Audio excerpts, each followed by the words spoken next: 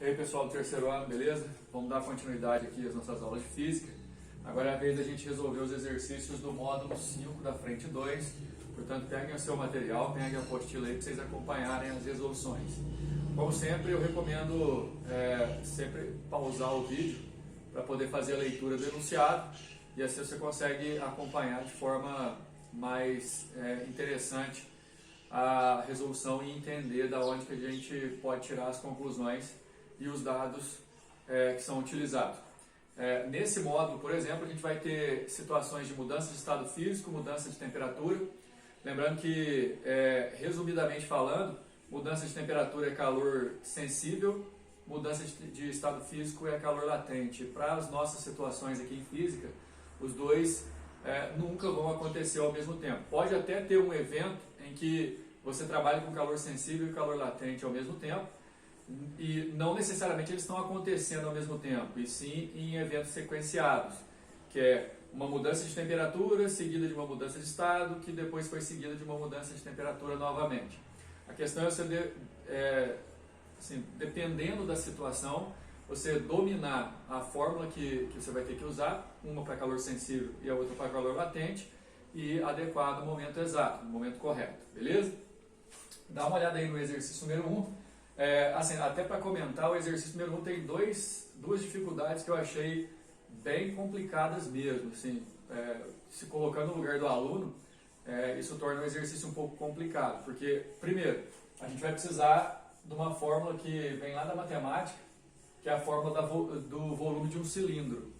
Segundo, que como a gente vai trabalhar aqui com grandezas muito altas, valores muito altos, melhor dizendo, compensa, para não encher o exercício de zeros e números altos, a gente usar notação científica. Isso, a princípio, preocupa um pouco, porque você tem que saber mexer com essa ideia, mas, no final das contas, é tudo para poder facilitar e trabalhar não tanto com um número alto, ok? Bom, a questão é que, está falando aí sobre uma história de um furacão e tudo mais, que esse furacão vai condensar uma certa quantidade de vapor d'água. Presta bem atenção, o mais importante desse exercício: condensar vapor d'água é uma mudança de estado físico, então esse exercício é um exercício de calor latente. Só que aí ele vai te impor algumas condições, quer ver? Ele vai dizer que o vapor d'água condensado cai em forma de chuva para cobrir uma altura de 1,5 m ou de 1,5 cm, mais uma região que tem 660 km de raio. E aí você vai pensar numa figura mais ou menos assim, onde você tem essa área circular, onde vai chover, e é como se nessa área enchesse de água a uma altura de 1,5 cm. Nesse caso, com esse raio, eu consigo calcular a área, e com essa altura, fazendo a área da base vezes a altura, eu consigo calcular o volume. Calculando o volume de água, naturalmente eu vou achar quantos litros de água, por exemplo, que chovem. Mas aí, no exercício mesmo está dando uma proporção, e isso aí a gente tem que lembrar que para a água é sempre assim, que 1 kg de água tem 1 litro de água, e assim a gente vai trabalhando com as massas. Por falar nisso, olha nesse quadro verde que está aí, que pede para a gente usar o π igual a 3, pede para a gente usar o calor latente de vaporização em joule por quilograma, ou seja, as unidades medidas aqui também são importantes. Presta bem atenção, pessoal, porque πr ao quadrado é a área dessa base, a altura, para a gente poder calcular o volume. Π vezes raio ao quadrado. Agora, olha o detalhe, ó. O raio, foi isso que eu falei no começo das notações científicas. O raio tem que ser em metro. Então, 660 km dá 660 mil metros. A altura, por sua vez, também tem que ser em metro. 1,5 centímetro, você divide por 100 ou multiplica por 10 a menos 2. Fazendo essa operação e colocando o π igual a 3, a gente descobre essa quantidade de volume de água em metro cúbico. Só que como cada metro cúbico também tem 1000 litros, então eu acrescento 3 aqui, ó, nessa potência, o 3 é por causa dos 3 zeros do 1000, para descobrir que é 1,3 vezes 10 elevado a 15 litros de água. E como litro para água, só para água, viu pessoal? Como litro é a mesma coisa que quilograma, 1 litro de água tem 1 quilograma, eu já achei a massa de vapor d'água que se condensou. Nesse caso, é possível a partir de agora, lembrando que condensação é uma mudança de estado físico e, portanto, eu vou usar calor latente, A massa eu acabei de calcular, o calor latente foi fornecido. Na hora que eu multiplicar isso aqui, essa é a quantidade de energia que o furacão aí consegue tirar do vapor d'água para ele se transformar em água. Nesse caso, o que a gente vai ter que fazer? Pegar essa energia e relacionar com o tempo, porque o exercício pergunta qual que é a quantidade por segundo de energia. E aí você pode até olhar que as unidades de medida das respostas são em watts, porque a gente vai usar a energia em joule e o tempo em segundos. Só que tudo isso aqui que aconteceu em um dia. E aí, para saber quantos segundos tem em um dia, você tem que pegar 60 vezes 60, para descobrir quantos segundos tem em uma hora, e o resultado multiplicar por 24 horas, que aí você vai descobrir quantos segundos tem num dia. Dá 8.400.000 segundos, que em notação científica fica assim. Fazendo a divisão, eu chego na resposta da letra B. Um exercício complexo, justamente porque eu falei, não cobra só a questão do calor latente. Você tem que calcular volume, tem que transformar para massa, tem que usar notação científica, transformar unidades. Qualquer dúvida, você pode me chamar ali no WhatsApp para perguntar, beleza?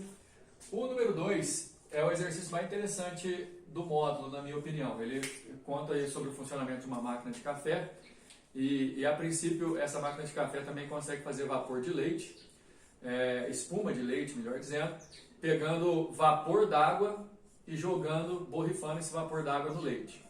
A princípio, o que vai acontecer? O vapor d'água vai chegar quente no leite e fornecer energia suficiente para aquecer esse leite. Aí ele fala o seguinte, o vapor d'água é borrifado no leite inicialmente a 130 graus Celsius. E depois que tudo acontece, todo esse vapor d'água se transforma em água a 80 graus Celsius. Agora, presta atenção numa coisa. O vapor d'água não se transforma em água líquida do nada. A 130 graus, ele tem que se resfriar para 100 graus, que é o ponto de ebulição. E aí, nos 100 graus, ele continua perdendo calor para o leite e se transforma em água líquida, só que nessa transformação, a temperatura não mudou ainda, continua a 100 graus, depois ele resfria até 80. Por isso que o exercício vai ter 3 etapas. No final das contas, ele quer saber qual que é a quantidade total de energia que o leite recebeu, lembrando que essa energia vem do vapor de água inicialmente borrifado. Então, o que vai acontecer? Nós vamos calcular 3 quantidades de energia. A primeira, para o vapor d'água esfriar até 100 graus. A segunda, para o vapor d'água se condensar. E a terceira, para poder esfriar a água resultante da condensação até 80 graus. Então, presta bem atenção. Na primeira, a gente vai calcular calor para resfriar. Então, mudança de temperatura é calor sensível. Na segunda, a gente vai calcular a quantidade de calor para mudar de estado. Então, é calor latente. Na terceira, para resfriar de novo, calor sensível. E aqui estão os valores. Ó. Na primeira situação, eu vou usar massa, calor sensível vezes variação de temperatura. A massa vai ser 10 gramas o tempo inteiro. Dá só uma olhada. 10 gramas de vapor vão se transformar em 10 gramas de água a 80 graus. Só que, como eu disse, você vai ter que calcular qual que é a quantidade de energia que esse vapor tem que perder para poder cair para 100 graus para ficar pronto para se ele quer fazer. Ok? Então você vai fazer massa 10, o calor sensível do vapor, o exercício está dando aí, é meio. E a variação de temperatura vai ser o seguinte, ele entra a 130, desculpa, e para poder mudar o seu estado ele tem que resfriar para 100. Raciocina aí, ele entra a 130 e para mudar de estado ele tem que chegar a 100, ou seja, ele tem que variar 30 na sua temperatura. Você poderia até colocar o menos 30 aqui, porque vai variar para menos, né? Mas o sinal aqui não vai fazer diferença não. A primeira quantidade de energia é 150, vai acompanhando. São 150 calorias que esse vapor consegue perder, ou precisa perder, para se transformar em vapor d'água a 100 graus. Nesse caso, já a 100 graus ele consegue se ele quer fazer. Mas para isso ele vai ter que liberar uma quantidade de calor latente, porque agora é mudança de estado. 10 gramas, calor latente de vaporização ou de liquefação 540, o exercício deu aí. A quantidade envolvida na segunda parte do processo, 5.400 calorias. A hora que estiver nessa situação, eu tenho água líquida a 100 graus.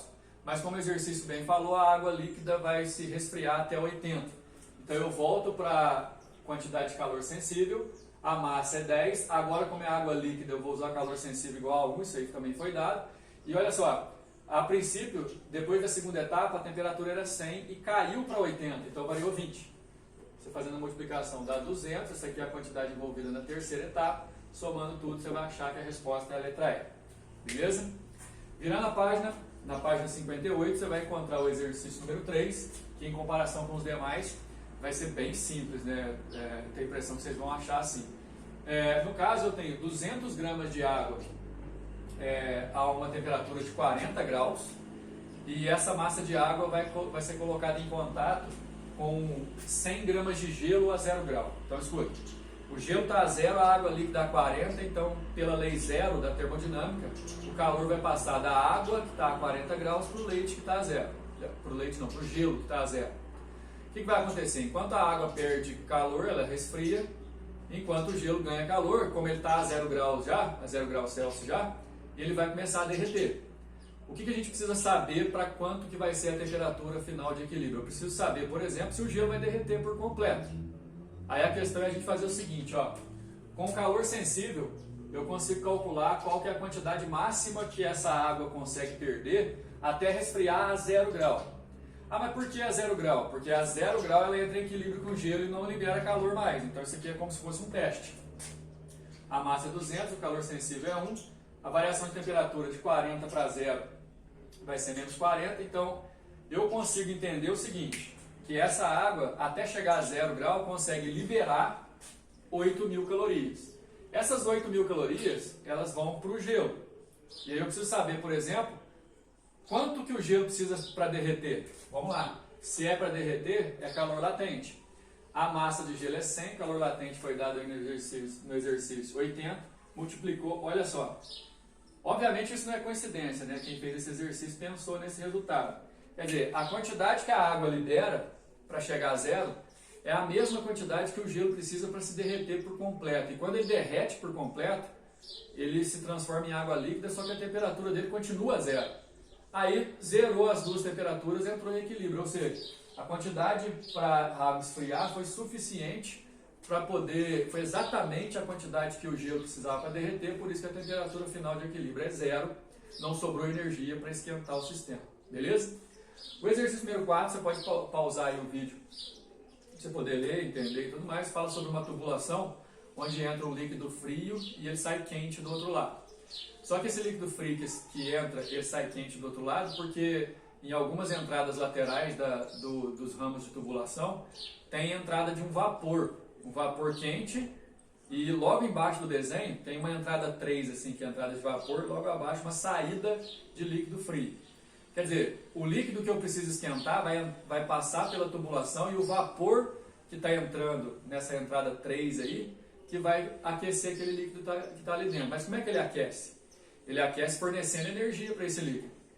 E se esse líquido recebe a energia que o vapor de entrada está fornecendo, o vapor perdendo, ele vai começar a condensar. Por isso que a resposta é a letra B, que fala que na entrada 3, a substância muda de estado físico durante a passagem do equipamento. Ou seja, ela entra como vapor, fornece energia para o líquido a ser aquecido, como ela está perdendo essa energia na forma de vapor, ela vai condensar.